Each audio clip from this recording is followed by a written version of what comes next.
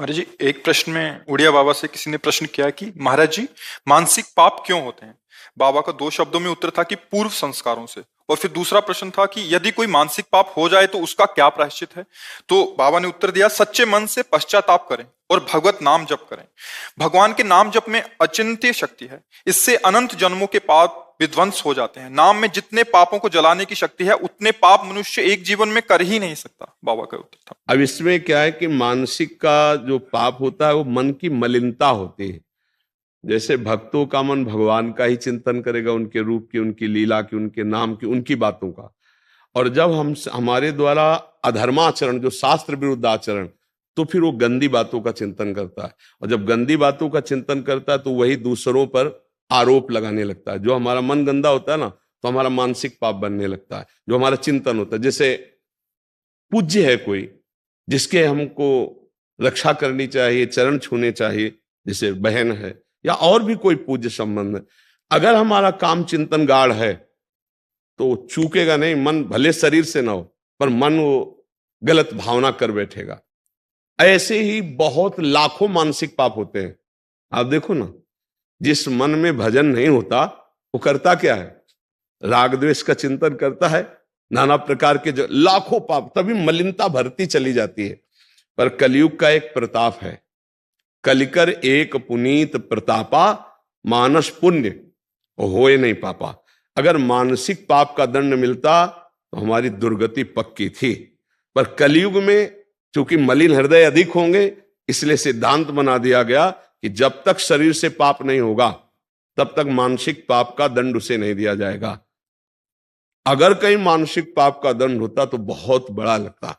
तो हमारे मानसिक पाप बने ही ना, क्योंकि मानसिक चिंतन कलयुगी प्राणी उसे रोक नहीं सकता, क्रिया में उतार देगा, क्योंकि उसमें क्षमता नहीं है। इसीलिए अगर मानसिक चिंतन रुक जाए, जैसे मन ने हमारे कुछ गलत सोचा, अब हमारी क्षमता नहीं कि उसकी सोच को मिटा दे, हमको गलत करना पड़ेगा। वो हमको विवश कर देगा, वो हमें पागल बना देगा। कोआ मदांधो मदना तुरुआ, जहां कामना प्रबल हुई तो आदमी पागल हो जाता है। बाद में वो खुद सोचता है, ग्लानि करता है, यार मुझे नहीं करना चाहिए, ऐसा क्यों हो गया। वो जो कामना जागृत हुई, अब वो कामना संकल्प बन गई तो क्रिया करा के रहेगी।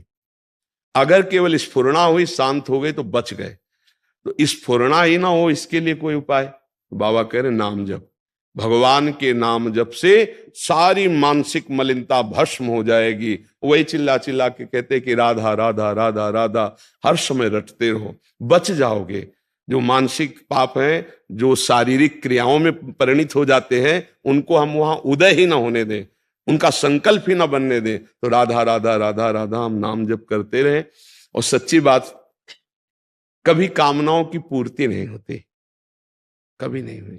देखो आप लोग इतनी अवस्था के हो, हर सुख देखे हो गृहस्थी के, क्या मन शांत हो गया? क्या तृप्त हो गया? बस वही चाल उसकी है जो बचपन में थी, वही आज है। देखो ईमानदारी से देखो, अगर रुका है तो भजन से रुका है, दूसरा कोई उपाय नहीं। नहीं तो पूरा जीवन हमारा ऐसे खोखला हो जाएगा, नष्ट हो जाएगा। और ये भोग लें, ये देख लें, ये सूंघ लें, ये छू लें, ये खा लें, इसी में जीवन चला जाता है। चलो, जैसी भी परिस्थितियों पर राधा राधा तो बोलते रहो।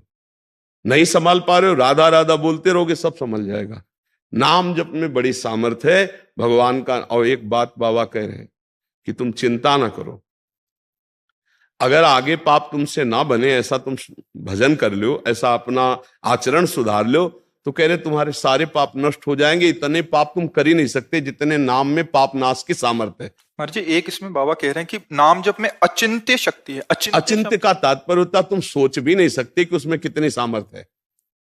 अरे जब भगवान को अधीन कर लेता है नाम जपक, तो और तो बात है। सुमीर पवन सुत पावन नामू, अपने बस करी राखे रामू। भगवान को अधीन कर लिया तो और शक्ति की क्या बात। और भगवान भी नाम की महिमा को नहीं पूर्ण रूप से गाए।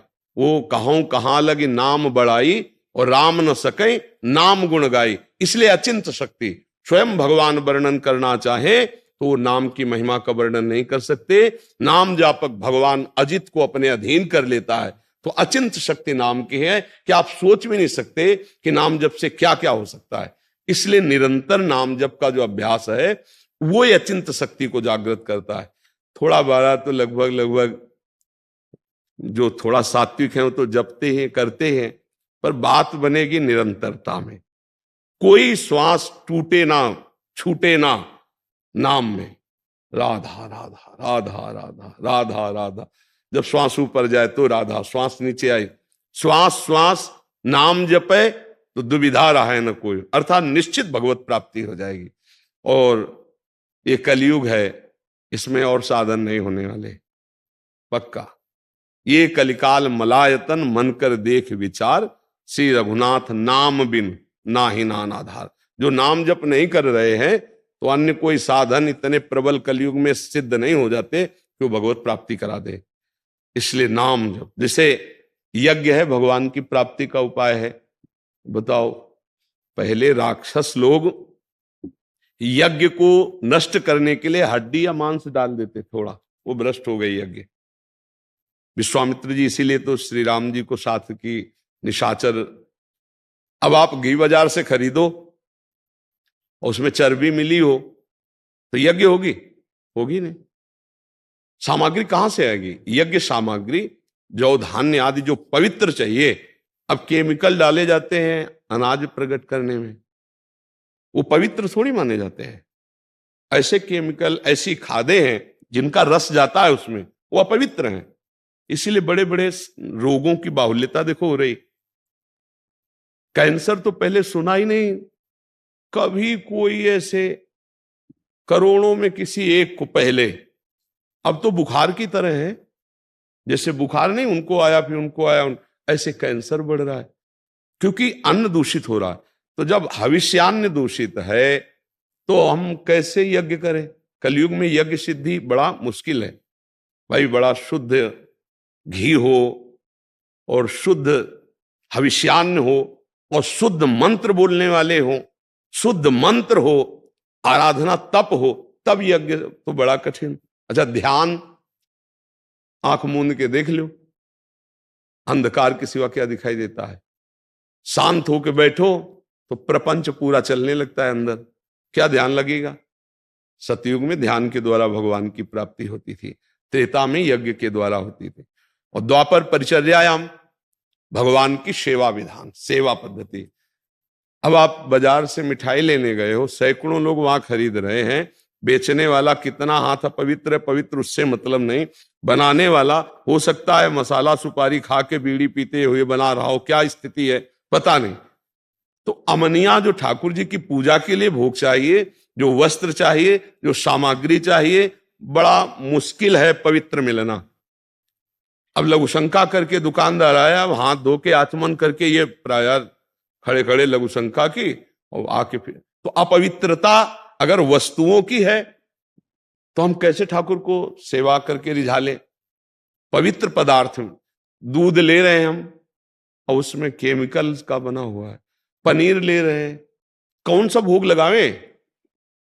हर घर में गाय तो नहीं पाली जा रही ने, तो सेवा पद्धति ठाकुर की कैसे होगी?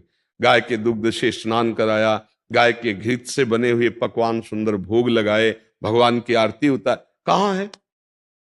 कोई बिरला ही नहीं। तो अब कहां सेवा भाव कि हर घर में 2-4 गाय हैं और उनको अब तो आधुनिकता, ट्रैक्टर का जमाना, तो हम भगवत सेवा के बल से भगवान को प्राप्त कर ले, ये भी बड़ा कठिन हो गया। ये द्वापर में था, द्वापर में परिचर्यायाम। अब एक उपाय रह गया है, कलौ तद्धरि कीर्तनात्, भगवान के नाम का जप और कीर्तन यही मंगल करेगा। इसमें अपवित्र पवित्रो वा सर्वावस्थांगतो पिवा या स्मृत पुंडरीकाक्षम स्वायाभ्यंतरा शुचि, चाहे भीतर से चाहे बाहर से, दोनों जगह से तुम परम पवित्र हो जाओगे यदि नाम चल रहा है। कृष्ण कृष्ण श्याम श्याम, राधा राधा, राम राम, जो भगवान का नाम प्रिय लगे, जो गुरुदेव ने दिया हो, खूब नाम जप करो, इसी से परम मंगल हो जाएगा। अचिंत शक्ति नाम में विराजमान, मतलब तुम सोच नहीं सकते, कर तुम अकर तुम अन्यथा कर तुम, सर्व समर्थ भगवान का नाम है, बस जपने लगो। जैसे गरीब आदमी 1-1 रुपया जोड़ता है, ऐसे राधा राधा राधा राधा राधा राधा, चाहे नहाए हो या ना नहाए हो, अपवित्र पवित्र हुआ, सोच में बैठे तो भी अंदर अंदर जप रहे राधा राधा राधा। मतलब सोच में दिल फेल हो जाए तो क्या करो? तो शौच में भी हमें अलर्ट रहना है। शौचालय में गए, राधा राधा, नाम के लिए कोई निषेध नहीं, मंत्र के लिए निषेध, मंत्र नहीं जप सकते, नाम को कहीं भी जप सकते हो। अपवित्रा पवित्रो वा, चाहे पवित्र हो चाहे पवित्र हो, तो खूब नाम जप करे तो शारीरिक मानसिक सब पापों से मुक्ति मिल जाती है और भगवान हमें अपनी शरण में ले लेते हैं। हमारा आवागमन जो जन्म मरण का चक्र है इससे छुटा देते हैं।